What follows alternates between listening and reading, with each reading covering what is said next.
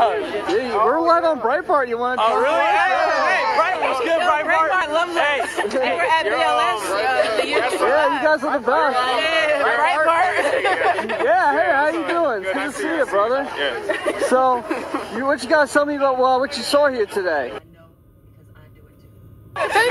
Nobody's invading a gun rally. That's the worst thing you can do. The worst thing you can do is invade a gun rally. Somebody's armed. Yeah, that would mean that's why I only saw like 7 protesters. Yeah. Alright, so what I saw. Okay, they're like, we're gonna invade the streets of Richmond. No, you're not. No, you're not. So, do you think the mainstream media is going to give an accurate portrayal of how things went down here? No. They're going to be embarrassed. They're not going to say much about it. They're just going to move on to the next topic. Probably covering the March for Life in D.C. Maybe something will pop out from there, but you won't hear about this again.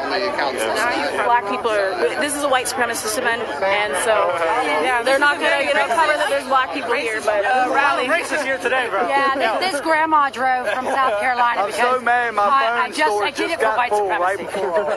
But at least people. The weird thing is, this is supposed to be a white supremacy event, but I think you identify as a white supremacist. I identify as a white supremacist. Today, did you feel unwelcome and threatened? Oh, no. What? I didn't even have a gun.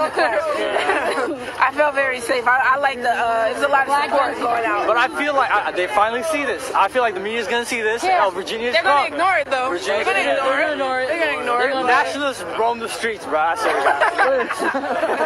Why is the media ignoring stuff like this? Oh, they don't care. They have an agenda. Their narrative. Agenda. Yo. Doesn't fit their anything of those of that thing. Let's go. I follow you on Facebook. Oh, nice to meet you. Can I get a picture with you? Yeah, Hey guys, let's move over there. We'll continue over there. Sorry. No problem. Let's keep moving. It's all good. Let's keep moving. Let's move, man. Let's go.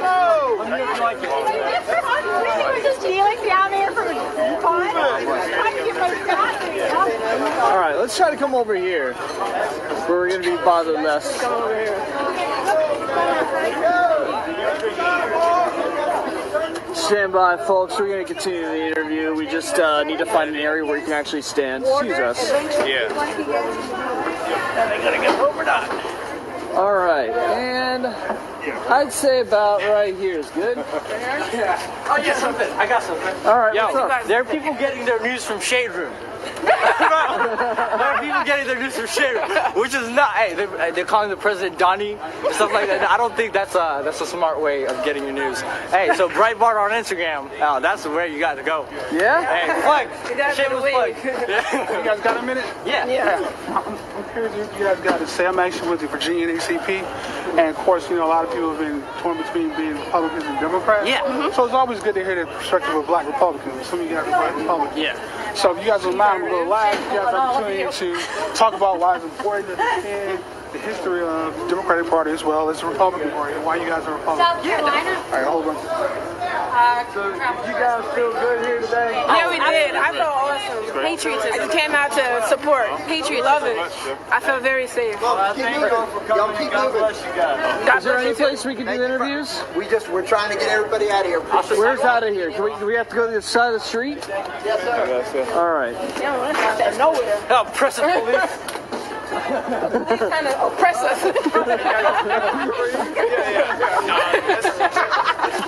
Wow. I backed the blue, but Jesus, I'm just The kidding. KKK and police go hand in hand. That's how you know.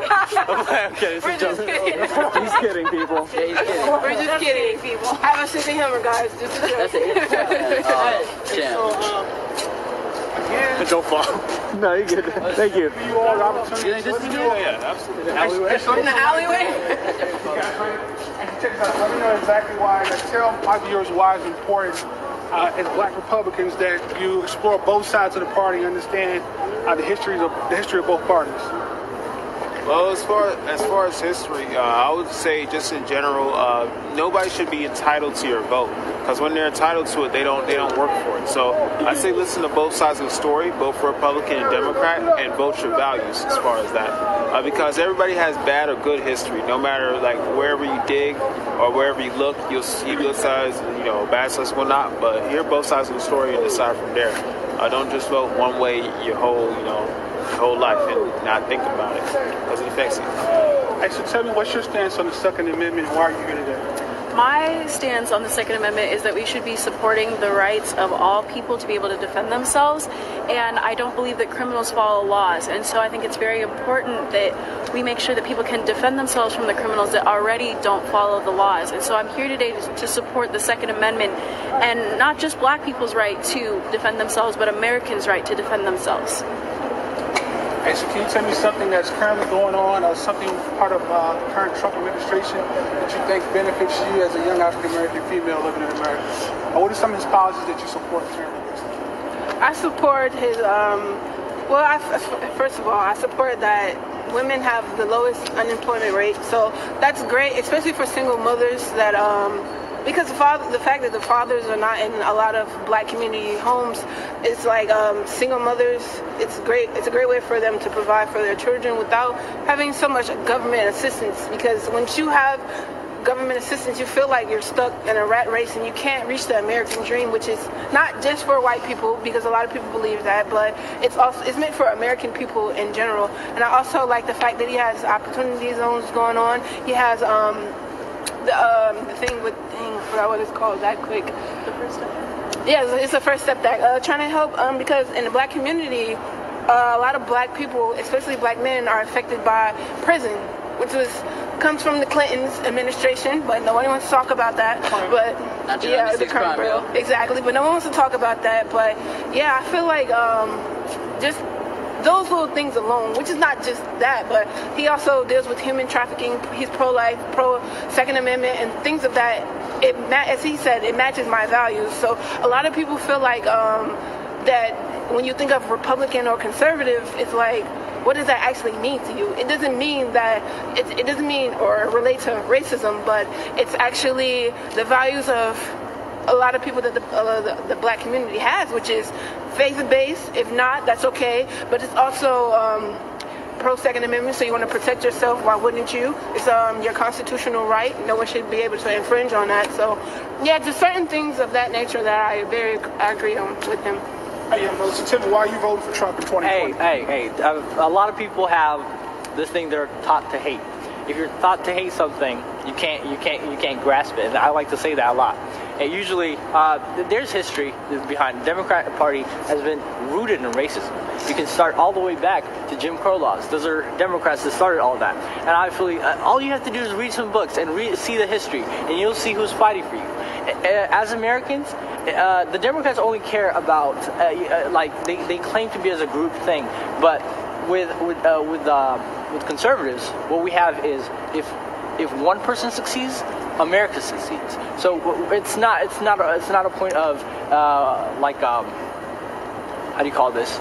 Everybody has to be equal kind of thing. There's the point where America stands where what do you call that? Opportunity? Yeah, there's opportunity rooted in America.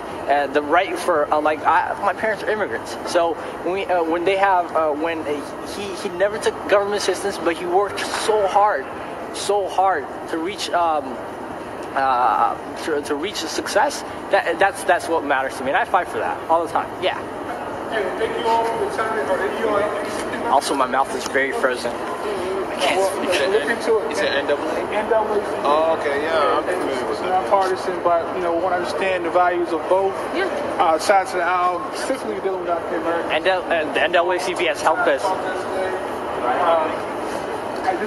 This is my opportunity to try to give face to a lot of people who have come to the rally today. And so tune in later for some more interviews. Let's talk to you guys later. Hey, thanks a lot. All right, thank you, man.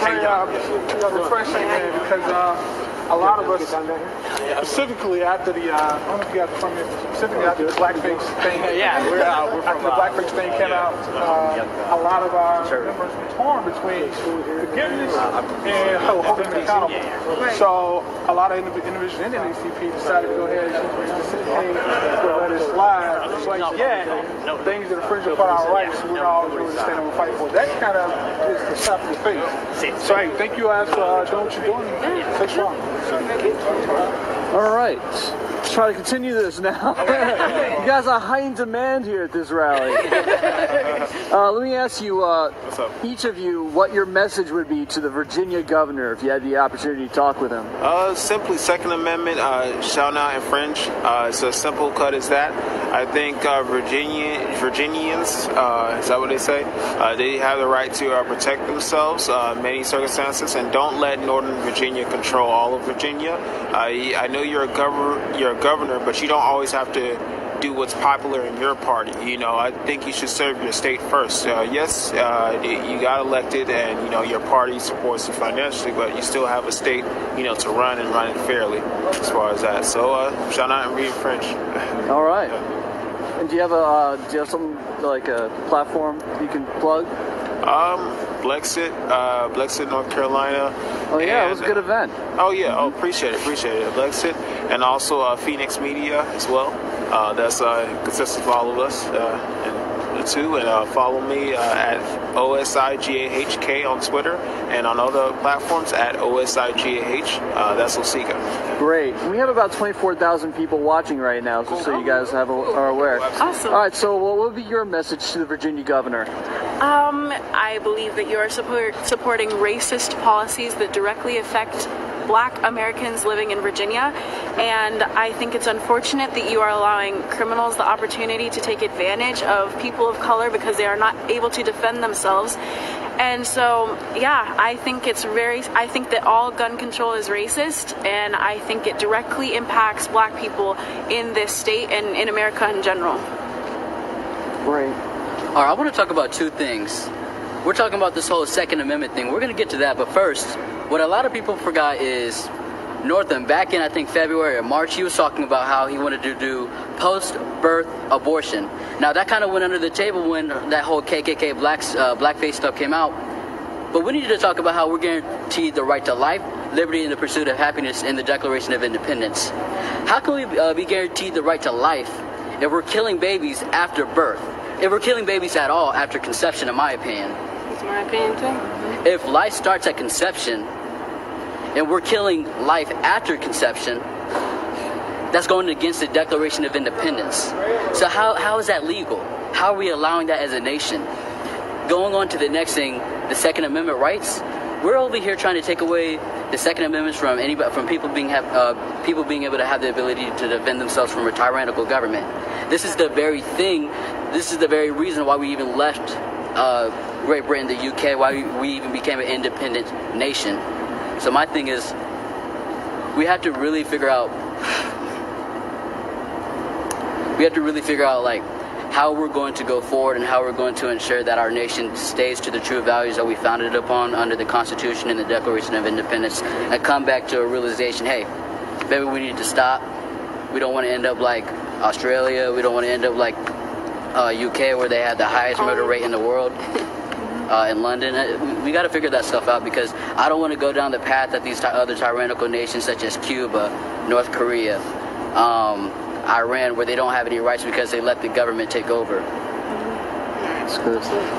I feel like the Constitution is what makes America a great country. So you can't just choose to pick an amendment and go after it, because if you full-heartedly support the Constitution, that's every single amendment. You can't just, like, first it'll be you're trying to take away the Second Amendment, and then here goes you may be trying to take away the First Amendment, because if I can't say how I feel, and then someone wants to attack me for it and I can't protect myself, then what am I to do? Like, I know there's police and government officials that are there to protect us, but at the end of the day, if they can't get to us fast enough, we're in a sticky situation. So a lot of times it is life or death. It is you or them when it comes to a criminal. Like, you want to be able to protect yourself. I know a lot of people are scared of guns and things of that nature, but it's about learning the safety of things.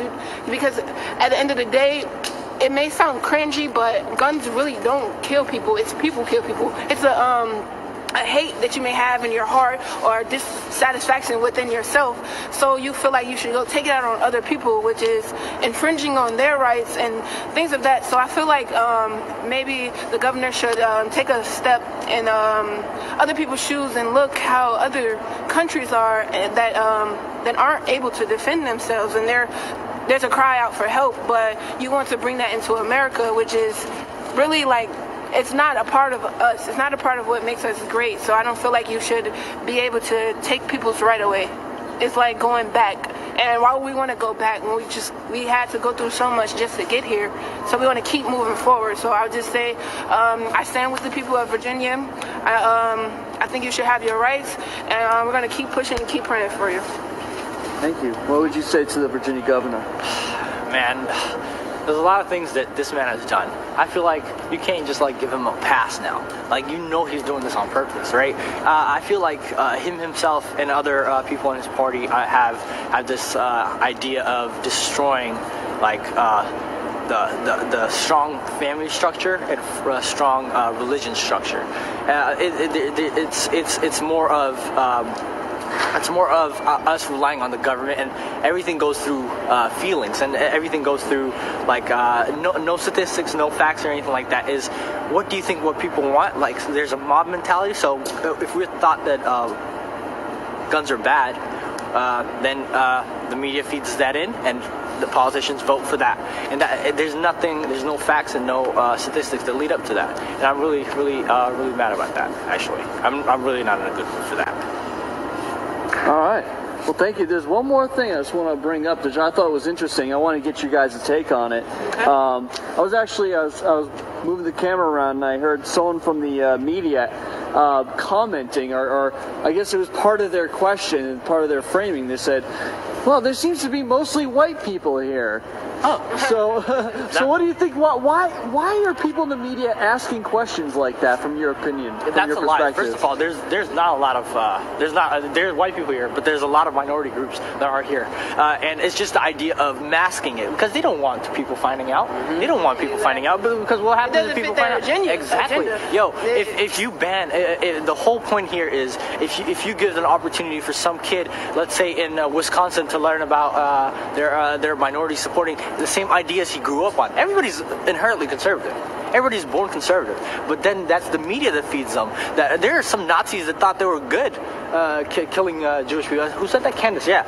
There were Nazis that thought they were good, killing Jewish people and everything like that. Because there was a narrative out there that were told they were good. If we do so, we might be doing something bad, and we might not know it because we're told that we're told that we're doing that, and that's how it works. Right. And now I'm pretty sure there are people watching right now. Hey, you might be a minority, you might not be a minority, but you think, hey, the media is saying this, the media is saying that, and that's what I'm going to believe in. But then you do your own research, and it's not going to line up. It's not going to line up. Mm-hmm. Exactly. So like, what I'll say is the media, especially like the fake news, we talk about CNN, MSNBC, they'll say, oh, everybody's racist and et cetera, et cetera. Trump, he's racist.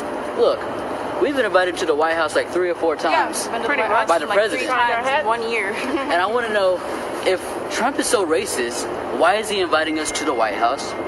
Why is he creating the First Step Act, the Second Step Act, getting the lowest black unemployment in all history, getting the lowest Hispanic unemployment, getting low Asian unemployment, low unemployment just in general? Why would he be trying to help us out? Why would he be trying to push up these policies to get rid of the crime bill that Bill Clinton put in? Exactly. Why would he be trying to do that if he was such a racist white supremacist, if he didn't care for us? I think Trump and I think Trump in general does actually care about the minorities, and he wants a better America for everybody. And what the mainstream media will do is they're going to create all these fake narratives in order to kind of go back to the people that pay them. So essentially, we're talking about like their donors, the Democrats. We already know that the DNC owns CNN and MSNBC, and they would do almost anything, say anything, lie, cheat, steal, in order to make sure their narrative is correct. Right. Well, I think the media has a theme, a narrative of white on black racism. That is their theme. Yeah. It's a profitable topic. It's a very profitable topic. Oppression and racism is a very profitable topic, and they know that is a very, very poignant word in the black community and in minority communities in general.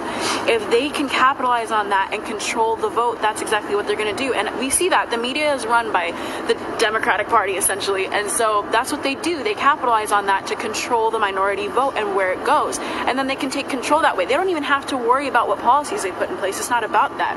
They know that they believe that we are stupid and that they can get our votes by saying racism and white supremacy enough via media. They don't think that we're going to research ourselves and understand what actual policies are being put in place, and they're losing our votes. I'm telling you right now, black people are coming out every day in support of this president. They are losing our vote. And this will bite them in the butt. This will. Of course, that's why they turn into the illegal immigrants. That's why they turn into. That's why they're turning. I mean, you look at the left and you look at the right. You look at the Democrat politicians and the Republican politicians. Me, I'm an independent. I have some conservative libertarian views. But you look at I try to be as unbiased as possible. But when you look at the Democrats, they kind of run on, oh, we'll be able to help stop racism. No. How are you going to stop racism? That doesn't work. Like, you can't just walk in and say, oh, we're going to stop racism. That doesn't work like that. No. If you look at how the racist statistics of like 60 years ago, we've come a long way. I mean, we just had our first black president, like what? 4 years ago, 6 years ago, 8 years. In 2008, we elected our first black president. How is America racist if we just had a black president? He got the majority white vote. Yeah, he got voted in because of the white community. I don't know. They try to push it. One thing I want to touch on that. They think they're going to stop racism by canceling all white people. You know, the 70% of the population is white. If they wanted to be racist, they can be racist. No, but they're forgetting there's.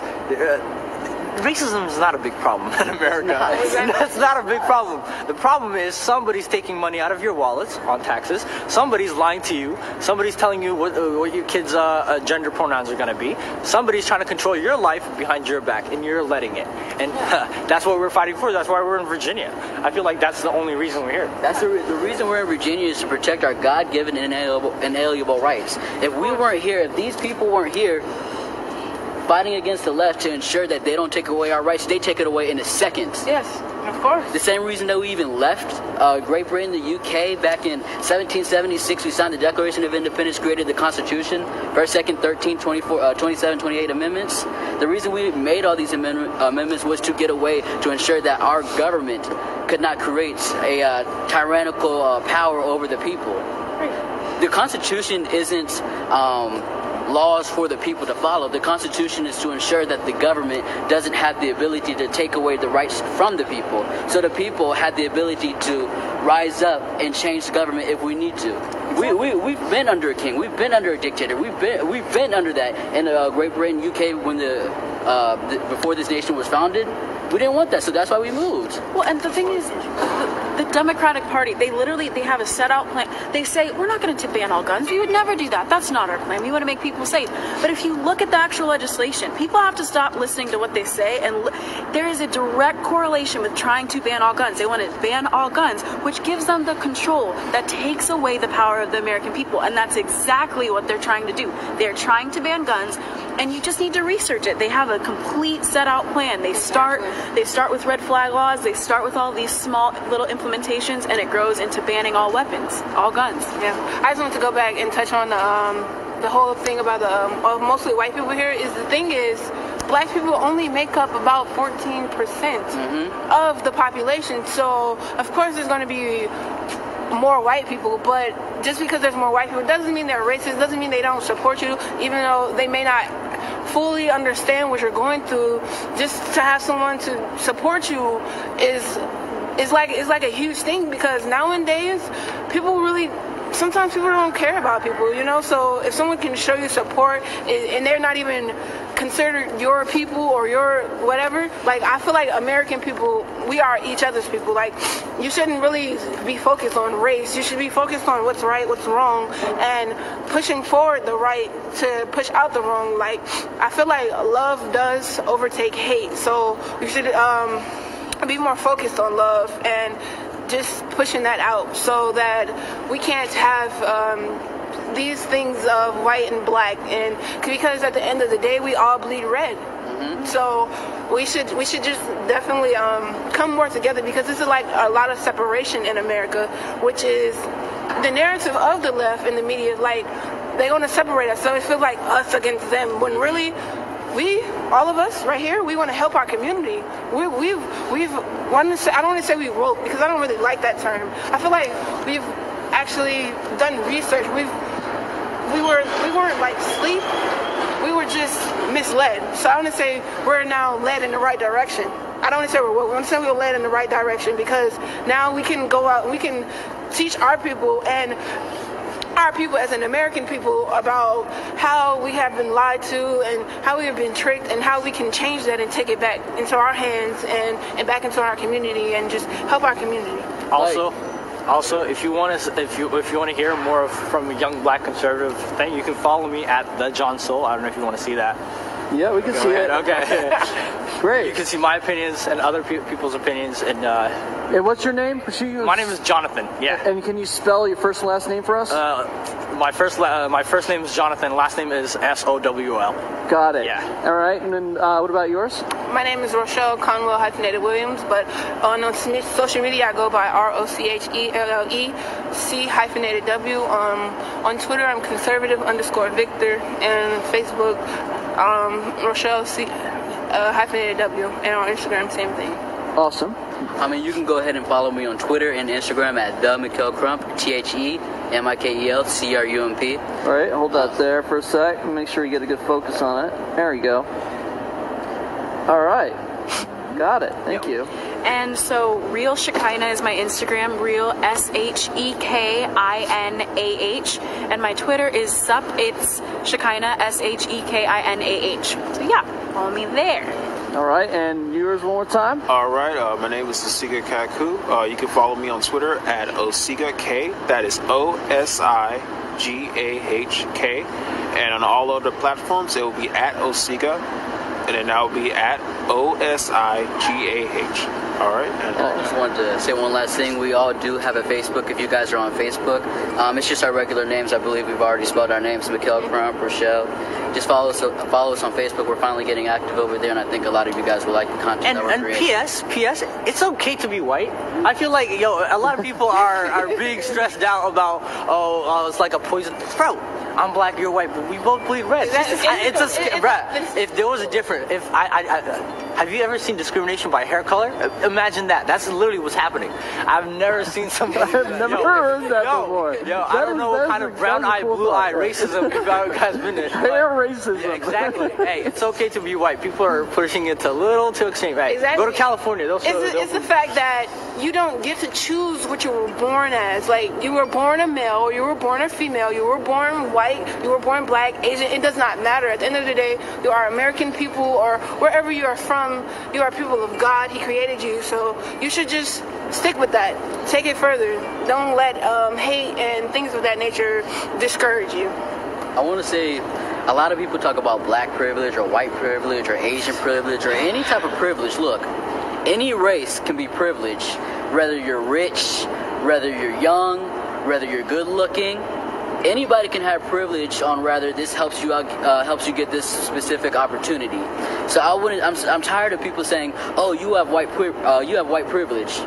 Look, anybody can have. People saying, "Oh, you have white privilege." Look, anybody can have white privilege. So it really makes no sense. It's a dead argument. I don't understand how you can say, "Oh yeah, you have white privilege," but then you go into these communities and there's a lot of black people, wealthy black people, that have these big houses, nice cars, nice jobs, making millions of dollars. privilege is not based off of race. It's not based off of race. It's based off of situations. It's based off of economic status. I live in Colorado.